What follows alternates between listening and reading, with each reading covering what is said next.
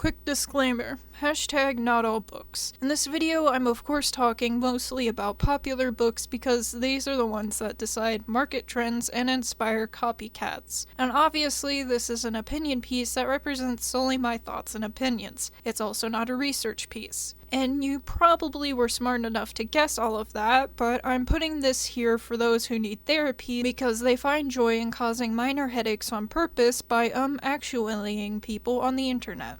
I'm told there's quite a lot of those on BookTube, so I'm just trying to save some pain. On to the video. Something that you'll learn about me as this channel's backlog of mediocre content grows is that I'm not a fan of minimalism. I find it impersonal, lacking in artistry, among other things. And recently, which in this video I'll use as a term for the past 20 years or so, marketing has become more and more minimalist. In almost every category of advertisement, there's an emphasis on minimal design, which on paper sounds like efficient advertising, but in practice often results in poor communication of ideas. In contrast to this, we've also seen an influx in maximalist advertising, which we'll touch on a tiny bit, but it's not, I don't know what the word is. This is what happens when you change your script. Anyways, we're talking about book covers. A cover serves many purposes. The main purpose nowadays is to make you look at it in a store, even when it's on a shelf with hundreds of other novels of the same genre. It's meant to scream, "I'm what you want," to the right type of person who will give it a good review, just the same as any other packaged product sold in stores. It sounds technical and maybe heartless in comparison to the creative endeavor that is writing a book, but it's true, and it's also alright. What is inside the covers is usually creative and meant to spark enjoyment. The covers themselves are purely made for the business part of the deal. This is even more true in recent years where book covers have grown less and less indicative of what the book is about. The fact that they're a form of marketing is fine and not necessarily some type of insult, but the lack of integrity and care is sort of an insult. And all that is pretty bad because I would argue the second most important purpose of a cover is to tell you what the book is about. Part of the intrigue the cover is meant to have when fulfilling its first purpose is the intrigue of what the story is about. And perhaps you could argue that these things are more like one and the same. If you saw a cover with a horse on it, you'd immediately have some kind of idea what it could be about. If you're a horse girl, you'd mosey right on over to this book. But if you hate horses, you'd pass it over. Now let's add another detail in there. If that horse proposed menacingly, perhaps with some dramatic lighting, you'd assume it was a horror novel and may pick it up regardless of how you feel about horses. If you didn't like horror, you'd skip it. Each decision is made on the presumption that the book is about what is on the cover, which also provides a good idea of the tone of the story. Simple concept, right? Apparently not, because we're about to discuss some real stinkers. Fiction book covers now have a distinct lack of anything, scene, thematics, genre. To start with, we'll talk about imagery. Modern covers often feature some graphics which are not really related to the story, and if they are, it's a symbolism that would be unknown to anyone who hasn't read the book, and in this case is often so generic that it sparks no interest in learning what the symbols could mean to the story. This Easter egg symbolism is fine, but only if it's unique and would make the reader question what this object means to the story. A bad example of this is flowers. Flowers are generic. They're very commonly used in design and art just to make things look pretty. So having them on your cover doesn't really serve any purpose besides sprucing it up a little, which is fine, but not when you're relying on that to create interest. A better example of a unique type of symbolism that you could use on the cover that would create interest in a stranger who hasn't read your book yet is perhaps some fantastical object that isn't actually real, or something that you don't see every day, like a gallon jar of blood, like I have on my desk. It's fake, by the way. Since I don't want to diss on books I haven't read too much, or at least diss on them in depth, I will use one I have read and actually really enjoyed as an example here, just to prove that I'm not hating for the sake of hating. The Southern Book Club's Guide to Slaying Vampires is a story about, well, a Southern book club that slays one vampire to be exact. An important facet is that the club is made up of all women and the setting is in the 90s. Important discussions include sexism, classism, motherhood, and racism. All of these are facets of the story which should have been considered when designing a cover for it. Granted, vampires sell a lot better than a thoughtful perspective on motherhood would, so focusing on that aspect is expected and a good move marketing-wise. But this cover is simply a letdown. Peaches because it's Southern, haha, get it? And it's bleeding cause vampires. Wow.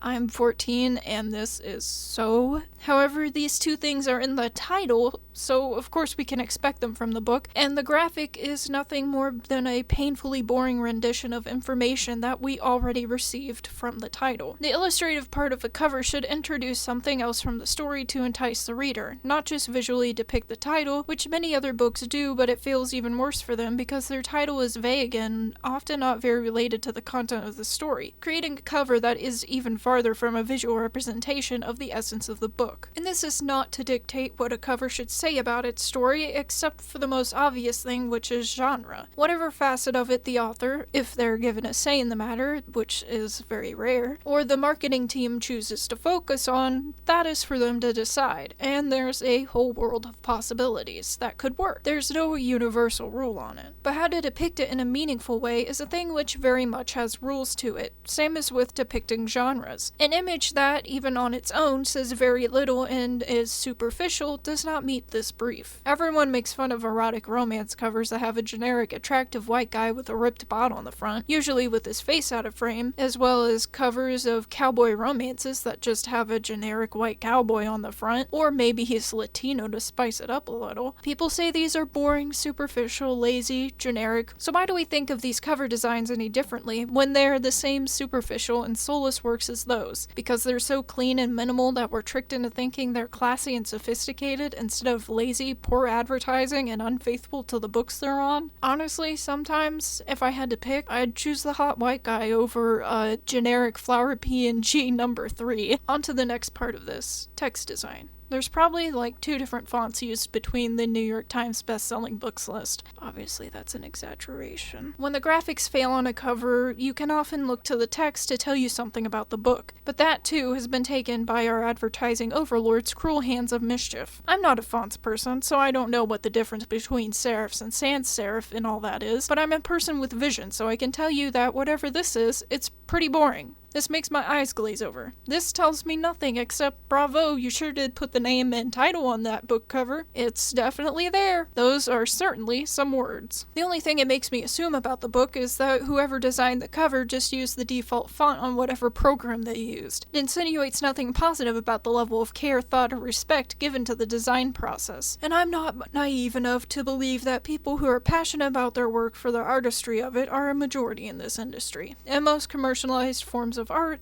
that's not the case, and that's fine. But I can still complain about it, and honestly, I think a lack of respect and care for the individual book is a technical failure as well. I know they probably got a blurb and a name to slap on it, but that's little excuse. I also want to mention that a plain old font is okay for some elements on the cover, and that having a readable font is indeed important. We'll talk more about this when we get to examples of books that use text well on their covers. And finally, genre. My explanation of my woes here is pretty simple. 90% of the time, it's impossible to guess the genre of a book based on its cover. Seriously, why are they all so uniform? It's a problem when your book has a murder mystery in it, and your cover could be mistaken for a relatively lightweight romance novel. When you exit the realm of thrillers, horror, etc., it's even harder to tell genres apart, and forget trying to deduce subgenre, which, again, I think is a failure because it could be attracting the wrong audience to the book, therefore hurting its reviews. See, this is more than just complaining about artistic integrity. This is about marketing. And since I've talked so much about book covers which fail, you may be wondering what I consider a success. Since we've discussed some poor imagery choices, let's talk about some good ones. I've already established what a quote-unquote good cover would provide in the imagery department, something indicative of the text within that's both understandable to a stranger and, here I will add this part, appreciable to an in-the-know reader. After all, covers don't exist only in the stores. They also exist at home after you have already read the thing. Older covers, and those rarer new ones which succeed, leave not 0 questions, but the right questions about the story within. It's the first line before the first line. You have to grab attention, and you do this by giving a little away about the story, but you want the reader to keep reading so you don't give them all the answers, or even all the major questions yet. For example, I can tell right away this is about some weird slime that does not nice things. Even without the title, I could decipher that. That's good. It also makes it obvious that this is a horror novel. This one immediately makes you think it's about a classy, regal woman, or at least a rich one that can afford such nice clothes. And it is pretty much. Thumbs up.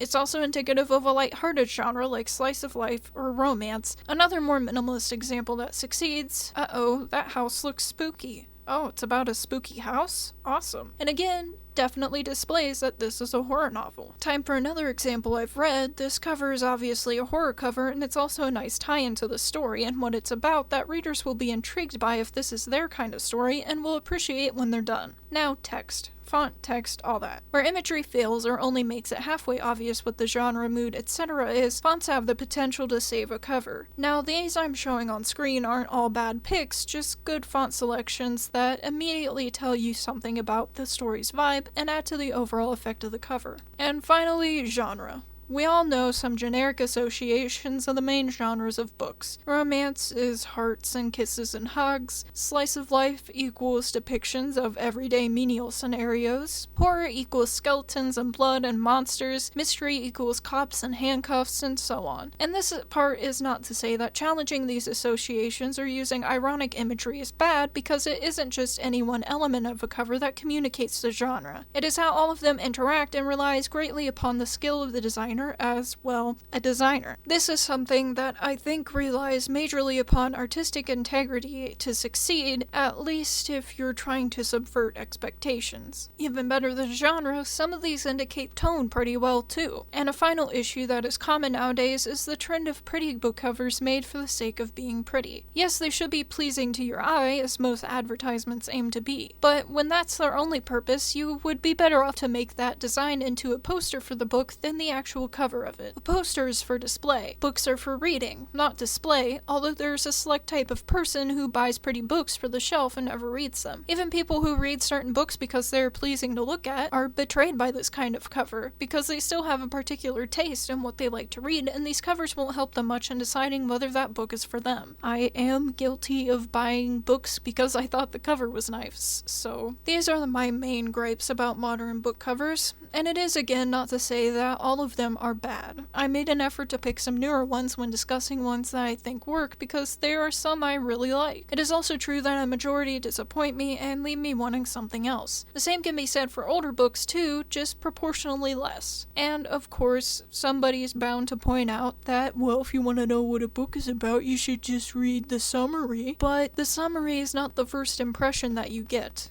The cover is what makes you want to read the summary, unless you're absolutely nuts and you pick up every single book in the aisle and read the summary of each and every one. Then you might just need to talk to somebody about that. Anyways, let me know your thoughts about current book cover trends in the comments below. I ask that you be civil about it, but I know that isn't going to stop the dedicated few. While I'm very critical here and have some thoughts that likely won't change, I have others that will, and I'm open to hearing other people's opinions. I would like the comments to be a discussion, and on a subjective matter such as art and design, those discussions can get pretty interesting. That said, if you're a flower vector, subscribe to my channel, and if you identify personally with Times New Roman, click the like button.